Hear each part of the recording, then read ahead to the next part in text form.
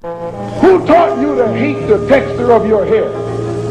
Who taught you to hate the color of your skin to such extent that you bleach to get like the white man? Who taught you to hate the shape of your nose and the shape of your lips?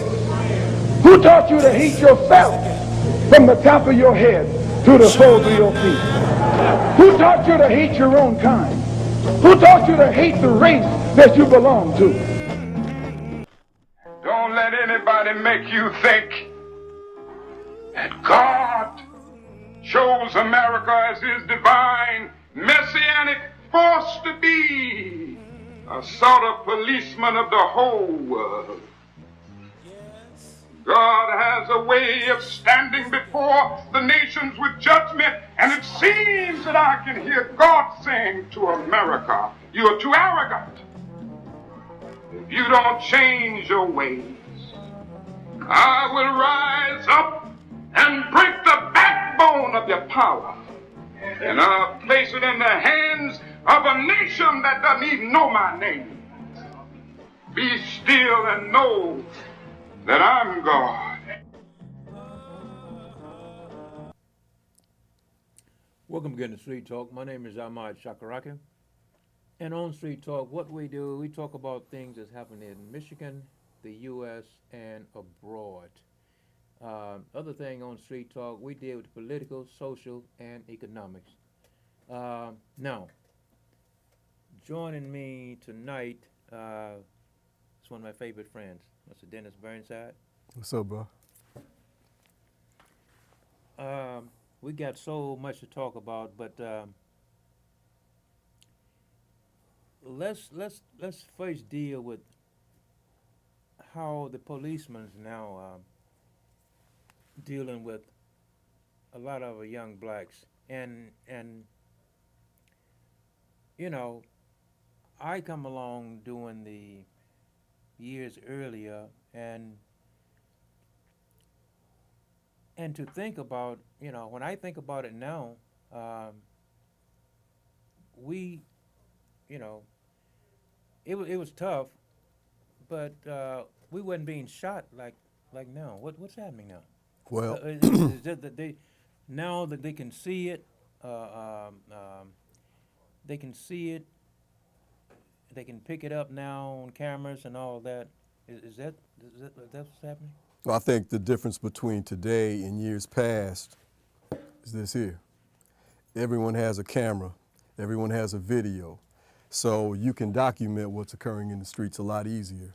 There's been decades of police abuse on African American citizens that has been written off as hyperbole or outright lies, that the officers would never do that. They don't behave that way in my neighborhood, and there's no evidence. It came down to the word of the officer against the citizen. And when the citizen is already disrespected, when the citizen is already living in a police state, when the citizen is already underrepresented in terms of his political influence, he or she had no recourse. Police brutality has not diminished or increased. It's always been there, but now we have the means to document it. And I think that's the thing that's opening up so many eyes. I think even people in the black community weren't aware to the extent that it occurs. It's almost a daily occurrence. I think at one point this year, in the first half of the year, there had been 3 police shootings every day, with several of those resulting in fatalities. I haven't seen any updated numbers in the second half of the year. I mean, here we are at the end of August 2016, but I don't think that it's any different than the way it's always been, Ahmad. I think the difference is now we have a way to easily document it. So now we see it, and one of the things with me is that, and I'm just saying for me, I don't know how many. I was reading one thing a couple of weeks ago. They were saying, I forget how many shootings it had been in the last 10 years, something like that. 10 or 15, 10 or 12 years. Anyway, only 24 24 of those out of all these shootings going on from the 10 or 12 years, only 24, 27 of the people who did the shooting had to do any time, anything like that. The policeman. Yeah. Yeah. 24, 27 of them. I'm surprised it's that high. 10 or 12 years. Yeah, I'm surprised it's that high. Some of the numbers I've heard is 1 or 2 in all these years where a police officer has actually been arrested, indicted, charged, brought to trial, and convicted for shooting and killing a black citizen. I heard at that time there's only 1 or 2 in the entire history of the United States, so it could be a different number than that, but whatever the number is, whether it's 1 or 50, it's minuscule relative to the number of people who've been shot. And it shows you some disparity. It shows you great disparity in terms of the justice offered some citizens as opposed to others. It cannot be explained in any other way other than police brutality and racism that's been brought down on the citizens of color in the United States. Now, I'm one who believes that since 9/11, in the years it's found and increasingly, we're increasingly living under police state. Mm-hmm. They can monitor your phone calls, mm-hmm. listen to your phone calls, mm-hmm. Intercept your communications in various ways without any warrant, without any probable cause, mm-hmm.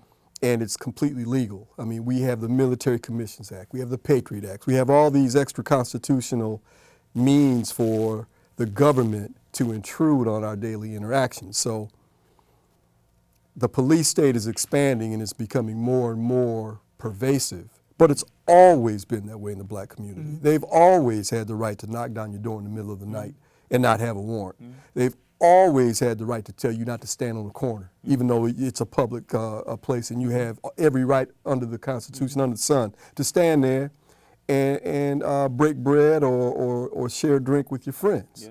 But it's always been a means of letting us know who's in charge and to monitor us. Mm-hmm. You know, I can't tell you how many times in a business environment I've been in a conversation with 2 or 3 other African Americans, mm-hmm. and some Caucasian will walk up and say, "Hey, what's going on? You guys break it up now." You know, mm-hmm. it's almost an intuitive reaction to seeing more than one African Americans standing there discussing whatever the issue is. Mm-hmm. At that time in my life and knowing me, we were probably talking about sports, mm-hmm. you know, something silly. Mm-hmm.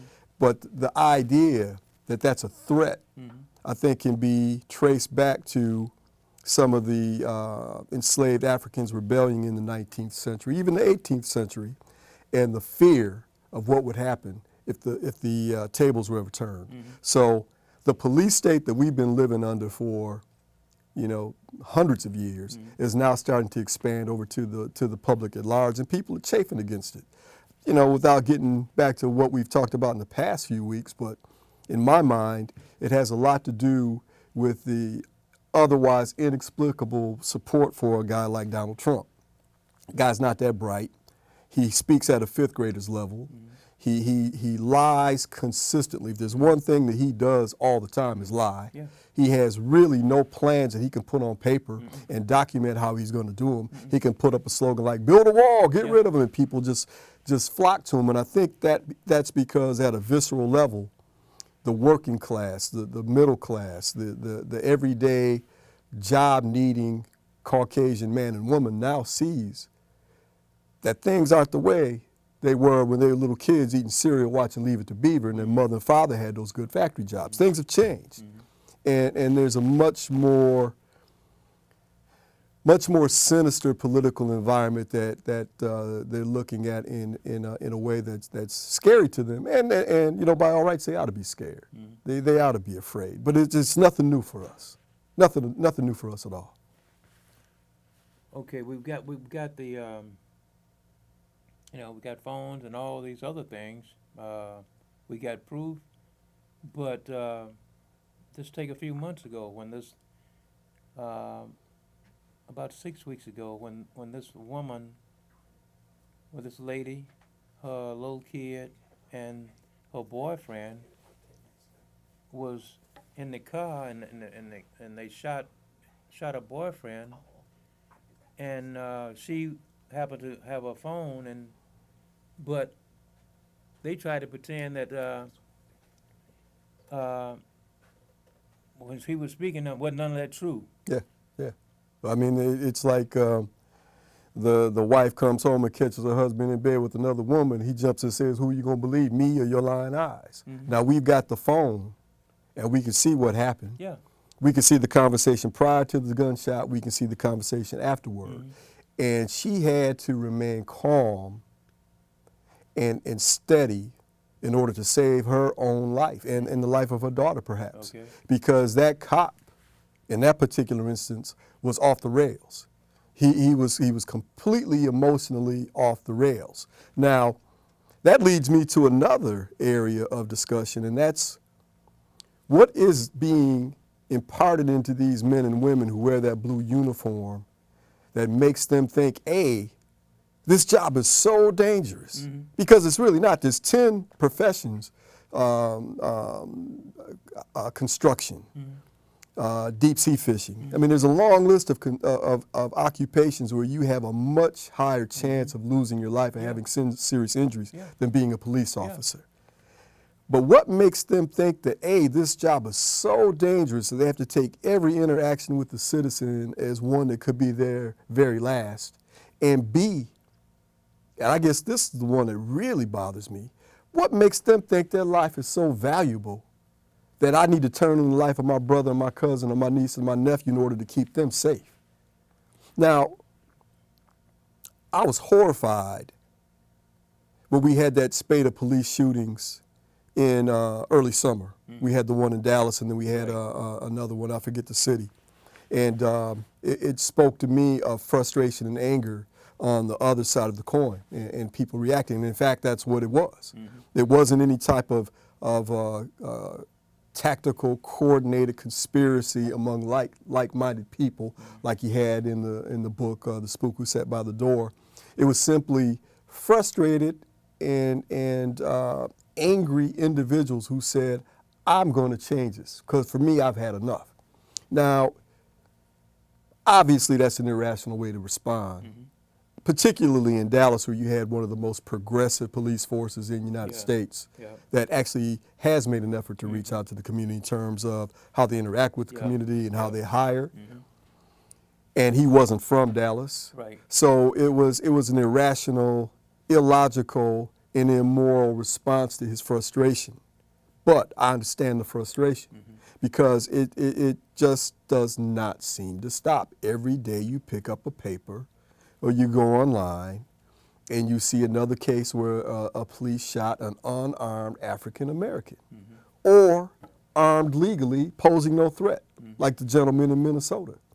He told the officer, I have a legal firearm, I have all the certification. Officer demanded he reach for his ID. As he's reaching for his ID, this guy is so stoked up. I mean, is it steroids? Is it some type of drug that they're on to get them through the stress of the day? I don't know. But whatever it is, it's inexcusable the way they repeatedly act, and it's going to keep happening, because if you look back, you look at Akia Boyd, if you look at Mike Brown, if you look at Trayvon Martin, you go down the line, this long line. What's the outcome been? Have any of these people stood trial? Have any of these people who were victims or relatives of the victims had their day in court and saw justice come? No. Of course not. So when that continues to happen, you're going to continue to have this same hatred and distrust and enmity between the people who are sworn to protect and serve and those who are the victims of these extra constitutional.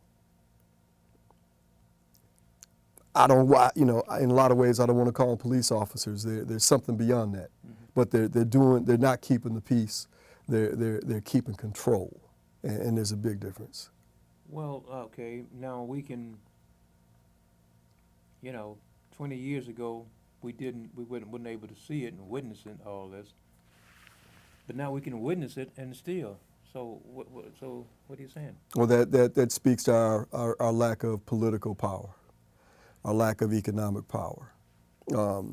We've had one candidate this year, in the 2016 presidential campaign make major speeches on on police brutality and police shootings. And he got minuscule support from the African American community. Had he had commensurate support from the African American community that his opponent got, he'd have been the Democratic primary nominee.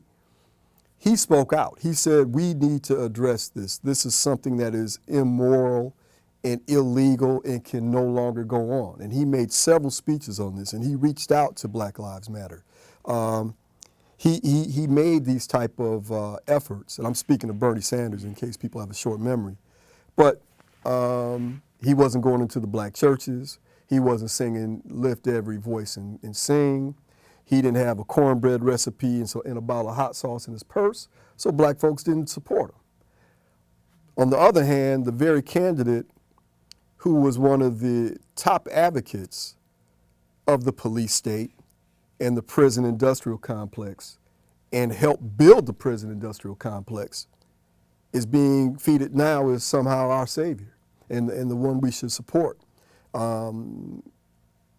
Supporting her is dubious in my mind. I've said on this show and I've said to you privately, if I lived in a red state or if I lived in a overwhelmingly blue state for that matter, I would vote for Jill Stein of the Green Party, because I think we need to make a statement about the status quo and how it cannot continue to go on. But I'm in that same old trick bag as the rest of us are.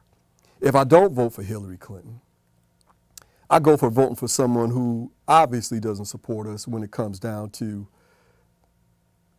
things on the ground that can impact my life and the life of my fellow citizens and my nieces and nephews and sons and daughters.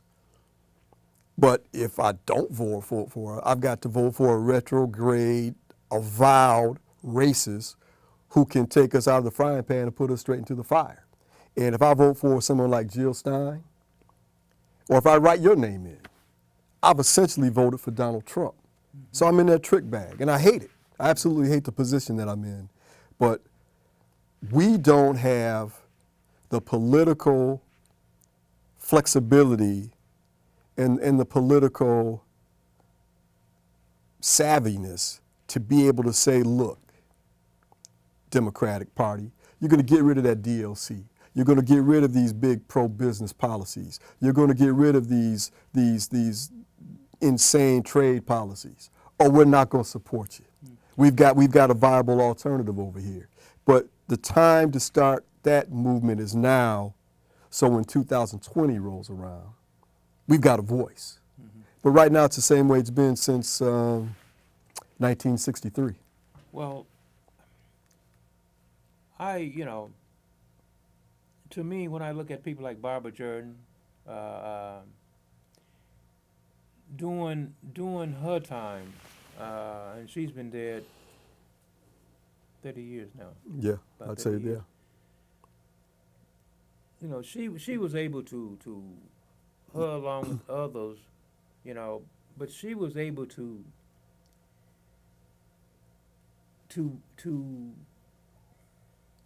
make us make a change. I'll put it like that. I agree with you. It's been her. It's been John Conyers. It's been Barbara Lee.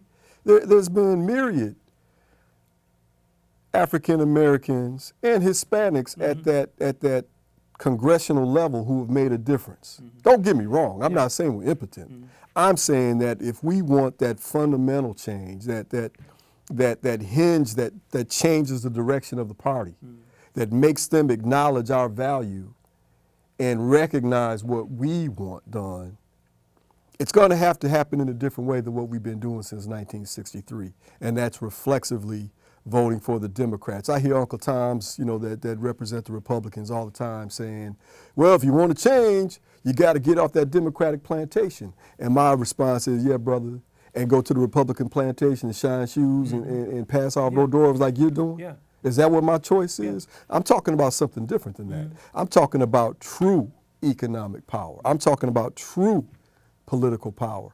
I'm talking about building a coalition among our people mm-hmm. that can be used to leverage our vote en masse in a way that Jewish people do, Yeah. that the gay and lesbian community have been able to do, that Asian Americans Yeah, are able yeah, to do. Yeah. They coalesce around a few key issues and they demand attention. And one of the things that disappointed me about President Obama so much was he went out of his way to tell us, I don't have to do a damn thing for you. You don't come in here and tell me I need to do something for black people. I'm gonna do something for all people. And then and on the surface from 30,000 feet, it sounds, yeah, you're right. You ought to do what's good for all Americans, and if you do what's good for all Americans, because we're Americans, it'll be good for us too. But that ignores the view from the ground. Okay. When you're down here where youth unemployment in any American city is over 40%, where employment of African American women in any city in America is unemployment in the 16 and 17%, and even though among those who are employed, they're underemployed. They have much more skills and much more education than the jobs they typically are able to gain. So we're in dire straits, and we need to see something change. But to go back to your original question, in order for us to affect the type of change in our relationships with the police state, it's going to take us standing up as one voice and saying, here's what we won't bring to the table. Here's what we will bring to the table if you make these adjustments and if you make these changes. One of the things I love about the Black Lives Matter movement is they have an economic component to their message. And these young people are through social media, Instagram and Snapchat and Facebook and Twitter and all these different type of media they're using. They are now starting to identify businesses and boycott those businesses en masse. And that is the type of thing that hits them where it hurts. Because you hit them in the pocket. You hit them in the heart and you appeal to their morality. You hit them here with logic and you appeal to their intellect. Could care less. Right. Because it doesn't help their money. No. But when you impact their money either positively or negatively, they're gonna listen to you. And I think that's what we need to get to. Well, okay. You were speaking about Black Lives Matter. Do they have maybe and I was reading this, and also I was listening to somebody was talking about them a couple months ago. Do we have 6 or 7 things that they are trying to get through? Oh yeah, they actually, that was one of the criticisms early on is they don't have an agenda. They don't have an agenda. yeah. They don't have an agenda. At the very same time where they had at one point, I don't know what it is now, but they had a 42-page manifesto. Okay. And they had a specific stepwise plan to get there. And they had a 10, 20-point plan of the things that they wanted to see done. It was very well written. It was very logical, and it was very cogent, man. It was the media or opponents of BLM relying on the apathy and the disinterest of the average Joe, and I don't care what color you are, to actually go online and say, wait a minute. I just asked myself this question, what do these people really want? Let me go see if I can find out what they really want. The same way that the man or woman clips coupons, or they go online and they research a new car, or they go to the library and they read a book on gardening, whatever their interest is. Same opportunities right there in front of you with any of these issues. But most people just don't feel like doing it. For whatever reason, it doesn't interest them, or it doesn't seem like something that's in their lane, to use vernacular. So Black Lives Matter has been easily disparaged and propagandized against because people don't know what they've been saying from day one. The people who do know will stand proud and support them. I'll never forget, man, 2-3 weeks ago, as usual, you and I were talking at the Y, and a young man came into the sauna, and I don't know his name. You would recognize him if you saw him.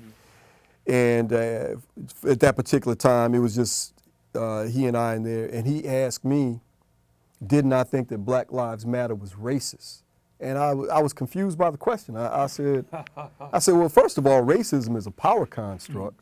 So black folks don't have the power to be racist because we can't deny you bank loans and school applications, et cetera, et cetera. No. Are you asking me, do I believe they're bigoted or biased or prejudiced? Is that what you're asking me? He said, yeah.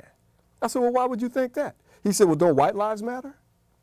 I said, well, okay. Let's look at it this way. If somebody came up to you and they said black lives matter too, would that help your understanding?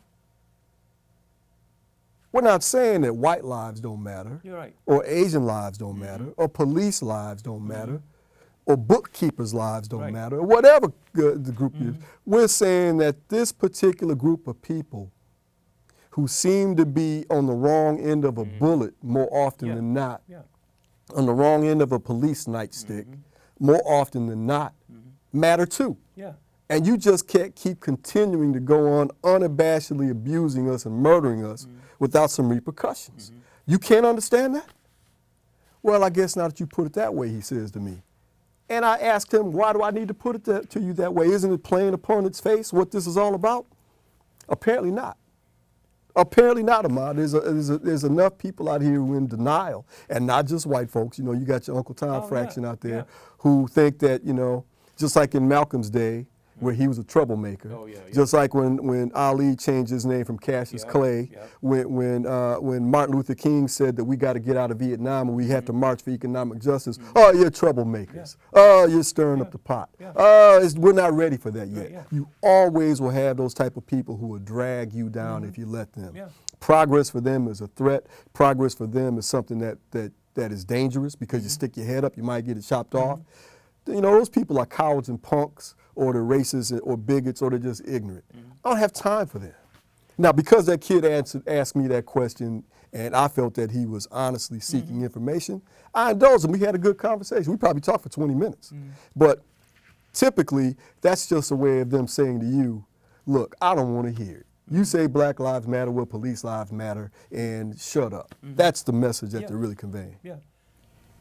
I guess that's about all the time we have. My name is Ahmad Shakaraka, and we catch you down the streets for more street talk.